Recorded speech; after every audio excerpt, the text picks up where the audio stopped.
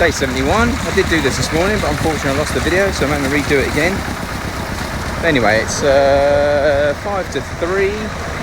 The guys are on new hours. They're meant to be starting at 7:30, finishing at 3:30. But it's now nearly 3 o'clock, so I've missed most of the day. I did film a lot of what they did. Walks up the plank. So we're actually in the main basement area, so I'll spin it around and show you what they're doing. They've actually boxed up some of the columns, and it looks like they've been pouring the others as well. So there was 4 out of 8 done. It looks like now the other 4 have been done this evening as well. So we'll spin it around and show you. So see them taking the boxing off the ones they've actually did yesterday.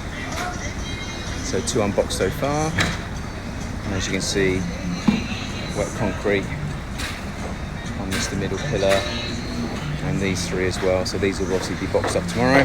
They were also boxing up the technically holes like that, but they're strengtheners in here, so they obviously block to here, rebar through the middle. They box it up and then pull the concrete like they did on the walls. So they've obviously boxed up the 3 on the main wall, and they're also now going to start boxing up the ones at the very end. So they're 3 columns they are, so it's flush with the outside of the house, so they've obviously boarded it like that, and then they'll do a boxing like these columns here coming into the actual room itself. Yeah, none of them are boxed those yet, so they're just doing those now. So that's in here. Little investment there, nearly 100 a sheet. Bloody hell, what's going on in the world? Thank you, Mr. Biden, must be your fault. Concrete truck, obviously pouring concrete. This wall's been going up a little bit more here. Around the swimming pool's been going up as well, so they were starting this morning when I was here. And obviously this is the main wall between this is the patio area basically. So down the side of the house, this is how wide the patio is going to be. So it's quite wide, about 10 foot. Obviously then they're blocking up here. This is the steps into the swimming pool, and the swimming pool depth starts from there onwards. And obviously at the moment what they're doing is they're pouring concrete to form the base of the pump room, and also the irrigation tanks, 12,000 gallons of irrigation tanks. So that's that. There's other stuff taking place as well.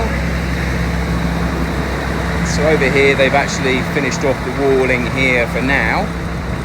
However, one thing I have spotted, which I hope I'm wrong, is the main entrance itself. So technically we've got a main entrance at the very end of this corridor. So this is obviously going to be the main entrance into the house, but as you can see the block wall they've now built at the end has a very, very small gap at the end, and that's meant to be where we're meant to walk through. So I think there's been a bit of an oversight there somehow. Saying that there's steps going up to the house, and maybe the steps themselves, yeah, maybe that's what it is. Maybe the steps themselves take you up into the house. So it's going to be quite tall steps. I mean, what's that? 1, 2, 3. It's about 4 foot. Yeah, it's about right, I suppose. So the garage is going to be ground level, but the main entrance into the house itself is going to be the same level as the house. So there'll be 5 or 6 steps going into the main front door from the road level, which could be about 4 foot. So that's about right. And then they finished off the main wall here. So the main wall between the two, obviously they finished off the height there. They've also finished the wall between, which is the support wall. And there was a big hole here. They've obviously filled that in as well. So other than that, let's try and see anything else. Obviously acroed up the back because they're going to be poured. Mr. Waymart, he's put his lovely little advertising post on my wall. I have to charge him for that. Other than that, that's where we are so far today. I'm going to try and see where the site manager is. He went to the hospital this morning, so I don't know if he's actually in. And the owner was meant to be here as well, and he's not. So not rudderless, because at the end of the day there are site managers or site supervisors of each trade discipline, but there's no site manager. So see what's going on there. But so far that's it, so I'll check in at the end of the day. Should really pitch these two against each other, who can do it faster.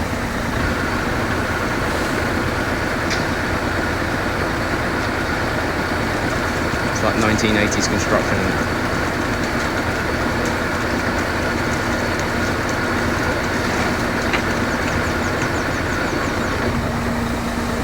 Colin, site manager back.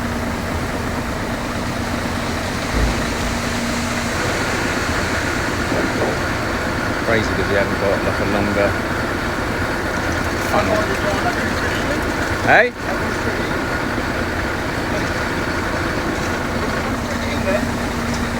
England?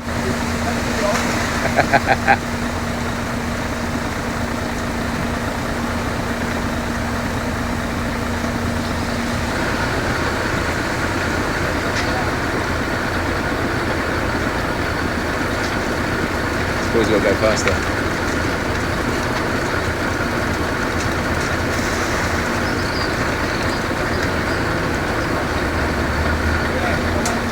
Tyson's an animal. Put those balls back. Sure the concrete man can do that.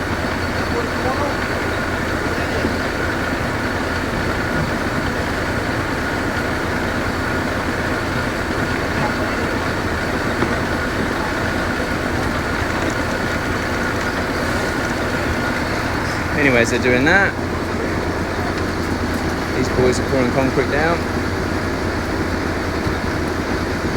So they've chosen to go with these, the ones that are rodded, for obvious reasons. I definitely, ideally, would like the front ones done. I need to talk to Colin about that. As I said yesterday, they've agreed to actually fill all the way along that wall and all along that wall, but I do think we need to do potentially the first 20 foot of that wall as well, really. So I'll talk to them about that, because I think they're only just doing the rebar holes, which makes sense.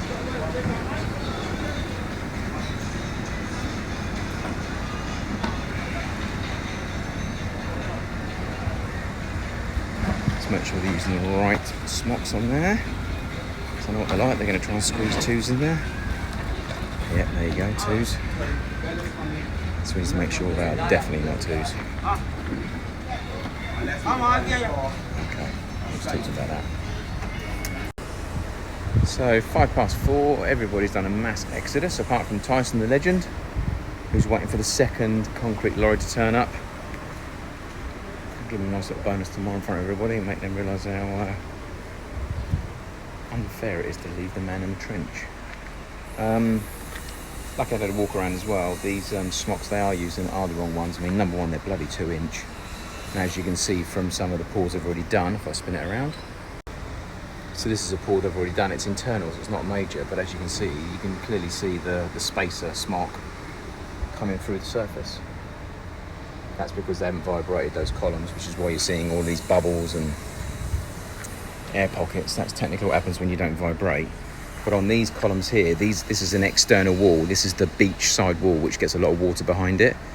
We have to have the steel 3 inches minimum away from the wall. So unfortunately, they've made that steel column too close to the surface, which means that if they start pulling the whole surface, as you can see it whole twists, the whole column then leans backwards. So now they're going to have to pull all of that apart and rebuild it. Which isn't major because these ones here aren't fixed. These ones have been made 3 inches away, which is exactly what they're meant to be. And this one here, the cage on the front, is meant to be set back with it, which it's not. As you can see here, they're on top of each other. But as you get down here, they're beside each other. So it's basically pushing it that way. The other 2 columns, so there's 3 columns in total, absolutely fine, loads of space. So again, 2 inch smock. That's the difference between a 3 inch smock. So that has to be in here, minimum. So they're going to be fine. That one's got to be taken apart and rebuilt. That one, again, is going to be fine. However, the downside is, whilst I've been away, they've boxed up these and pulled them. And I know that they haven't used 3 inch smocks in there. So that's now going to be a disaster waiting to happen. There's the sump, one of the sumps. which is what we'll use to drop a pump in and pump water out as and when water comes in, which if they don't do what the engineers ask them to do, there's a strong chance that's going to happen. Here comes the big boss finally. So they've done that one there as well, boxed up and poured, and they've done that one there, boxed up and poured. Now I know they have not been using 3-inch smocks. So the same problem on these three, that is the roadside where the water comes. So if that is not 3 inches away, then there's still a rust. So we're pretty up against it where that's concerned. There's not a lot I can do about it because it's already poured.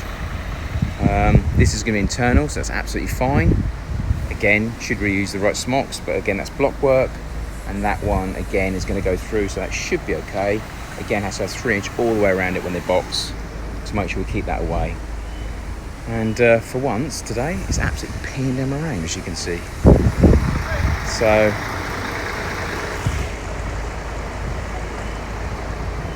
turns out at the beginning of the day for 10 minutes, end of the day for 10 minutes, it acts like it works. So, I think I should get his salary. But apparently there's another lorry en route, so Tyson, bless him, still in the pit. He's the only one that's hung around, everyone is pissed off. And there's another lorry coming to finish that off, so again, whilst it's wet, you need to pull the whole thing in one. So, fingers crossed, it arrives soon, whilst it's still wet. But I don't think there's going to be lots going to happen now towards the end of the day, so I'll call it now for now, but if it does, then I'll refilm. Get this on film. Boss is in the pit. They bring back memories.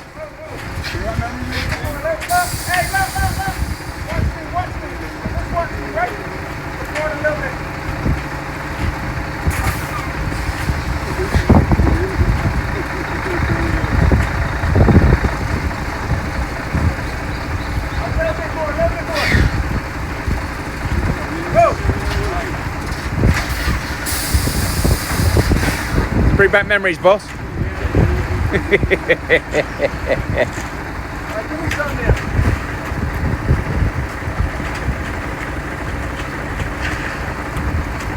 You only got in because you like a bit of vibrating.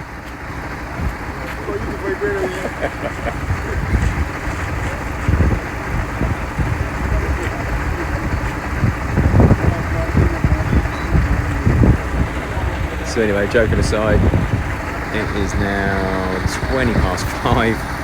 The lorry has finally turned up to pour, so they just poured all of it in. And now I think I'm going to do something with vibrating.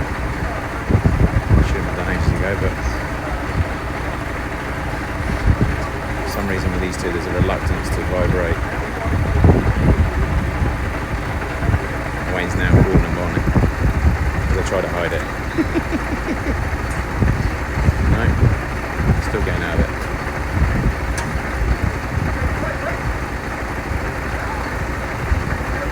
So at the moment they've actually sent 5.5 cubic meters as far as I'm aware, and we only actually need 2.5.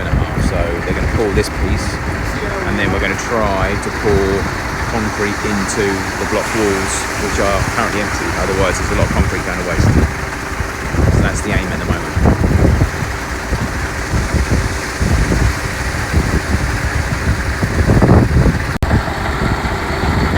Asian style safety.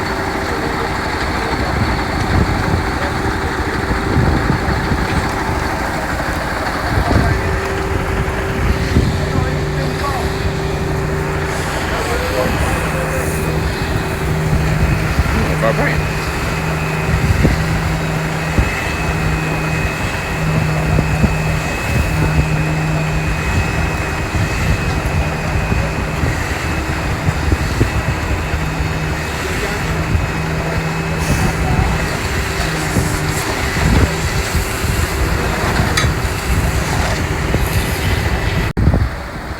So there's quite a bit of concrete left over. So we've got the man to reverse up in the road. Got one of the actual struts that the guys use to stand on and do the block work. Stand upside down.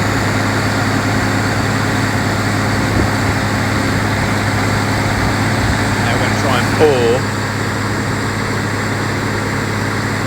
down this wood and spade it into the bores of the block wall.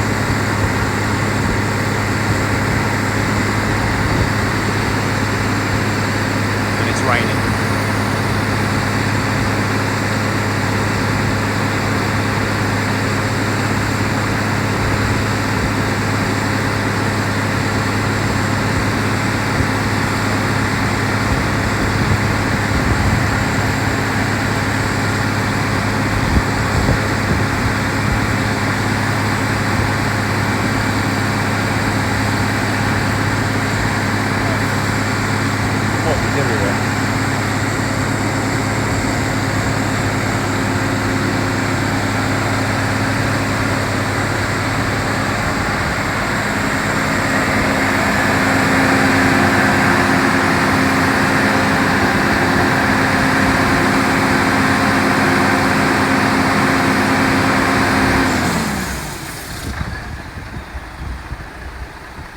They normally do that when the concrete's starting to turn. They normally add water.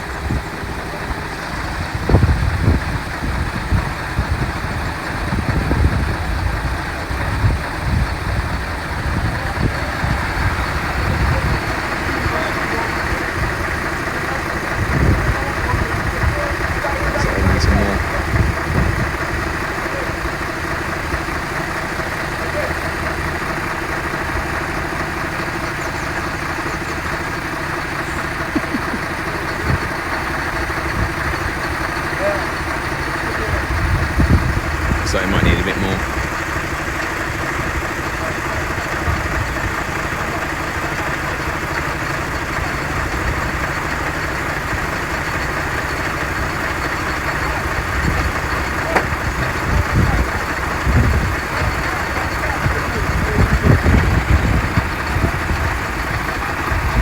Hey, how are you, buddy? Good?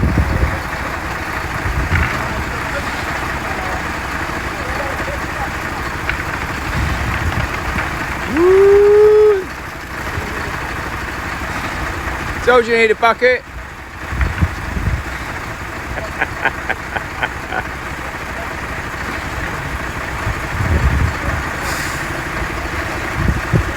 So basically that is one of the supporting columns. Today they poured, but for some reason only poured half. So they're just trying to finish it off.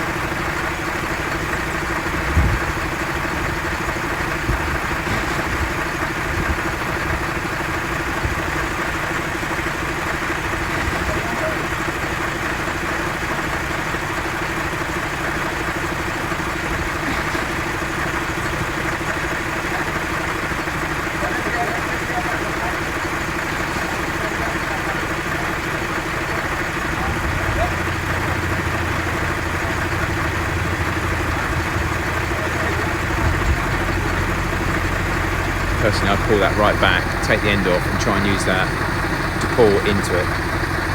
Obviously can't do it with the column, but the actual, all the holes here, just get it right on the variation, just pour it straight in.